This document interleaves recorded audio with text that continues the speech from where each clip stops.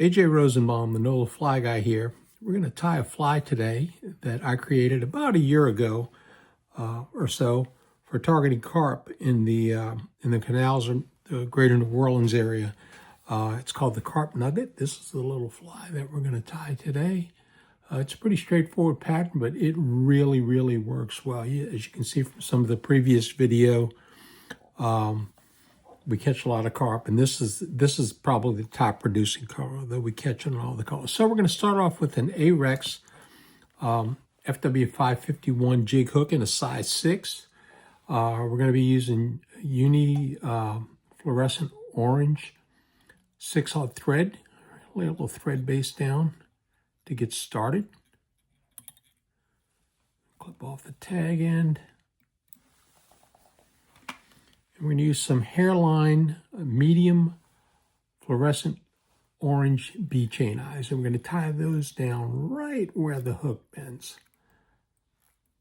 This helps the fly to kind of stand up when you cast it. It's a slow sinking fly, so it'll get down. And most of the carp that we're targeting are in fairly shallow water, no deeper than 2 feet. So it'll get down to the area where they're feeding.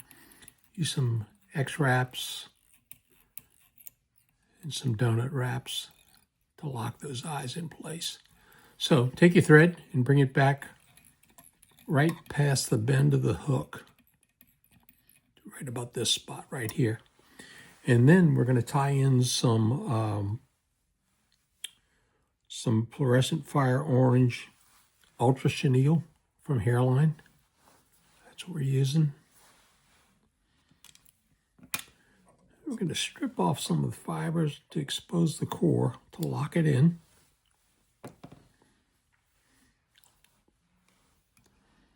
We're going to tie it in right there.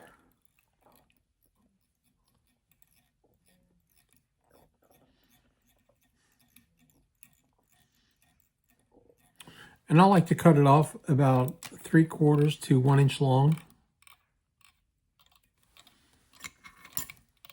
Then you can take a lighter or a torch, and I just burn the tip a little bit to keep it from unraveling. So then what we're going to do is we're going to create a dubbing loop at the back of the hook, right at the tying point. And we're going to bring our thread all the way back forward to right behind the bee chain eyes. As you throw a 1/2 inch in right here, and we'll take our bobbin rest and hang our thread right over there to keep it out of our way. So you can get your dubbing loop tool. I like the Smayan tool. Nice heavy tool. And there's a couple different types of dubbing that you can use. You can use Pat Cohen's carp dubbing. What I've been using lately, and I really, really like, is the Fly Tires Dungeon crap dubbing, KRAP dubbing. It's nice and buggy. It's got some little rubber legs in it. It's got a lot of flash in it. And we're going to create a dubbing noodle right here. So we're going to load that up.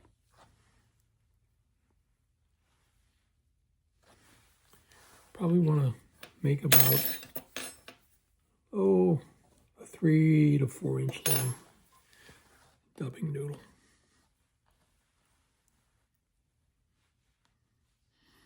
Remember, when we're putting dubbing in a loop, you don't want to put too much. You don't want to overcrowd it, because I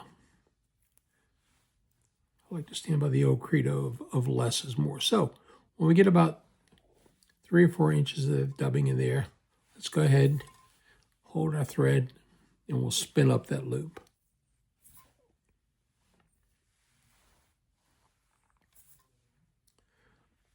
I'm not going to worry about combing it out right now. So using the handy Sable speed crank on my Renzetti vise, I'll wind that up to the head. Get a little thicker at the head. So when you get that there, we're going to tie it off. I like to do 3 wraps behind and 2 in front, and it really locks it down nice and solid. So what we do from there is we're going to take our thread, jump it over to the hook eye, throw a 5 or 6 turn whip finish on it.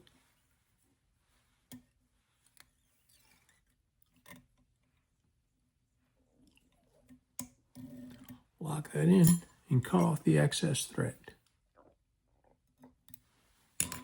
Now, I like to throw a little UV on it. I personally use UV Craft Ultra Thin Clear. Really, really like it.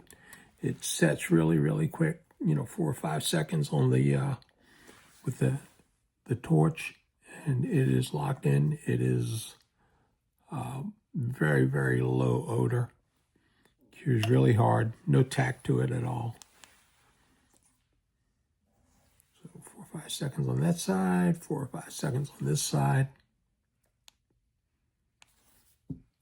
Then I like to take a little dubbing brush and just kind of comb it out.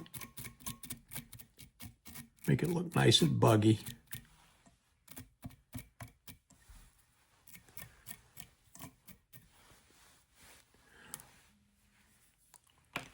So we've had great success. My buddy Chase Smith, who chases carp almost every day, loves this fly. This was the same fly that the team that won the Dirty Carp tournament back in April of 2025, they had the most success on. And real simple, straightforward pattern. It's something you can easily tie up. So get out there, tie it up, and go chase some of those big carp.